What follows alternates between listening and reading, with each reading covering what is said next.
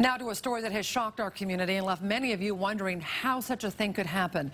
A story that will be hard for many of you to hear about, especially if you have young children in the room. Now we are talking about yesterday's arrest of a Spokane mother accused of sexually abusing a young girl in her own family and sending photos of those attacks across the internet to other pedophiles. But tonight the experts tell us sex crimes against children happen everywhere. It's time to go beyond the headlines and talk about what can be done. 27-year-old Jessica Cunnington made her first appearance in court this afternoon. Her bond was set at $100,000. She's facing charges of child rape, child molestation, and sexual exploitation of a minor. She was arrested yesterday as the result of a Spokane County Sheriff's investigation that began in early December. Now right now on a story you'll see only on KXLY 4, hear from the detective in charge of that investigation about the process of bringing her into the courtroom today. He spoke exclusively to our Caroline Rourke, who joins us now with that. Caroline? Nadine, yesterday we shared with our audiences some of the disturbing details in those court documents that we found several weeks ago.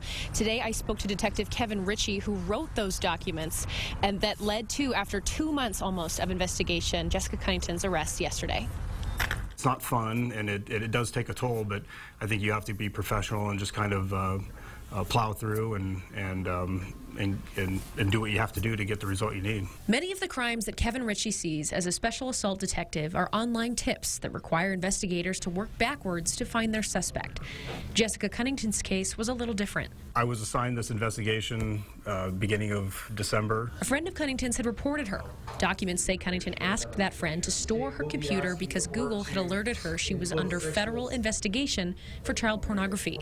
What was kind of a mistake is what actually made this thing go faster. So it kind of worked out better in this circumstance. That's because in Los Angeles, FBI agents were already working backwards. They found the man who had allegedly received the sexual images.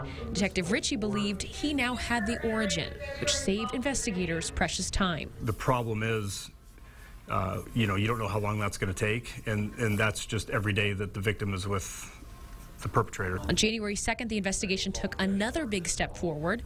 Jessica Cunnington's estranged husband told Detective Ritchie that in December, she'd admitted what she'd done.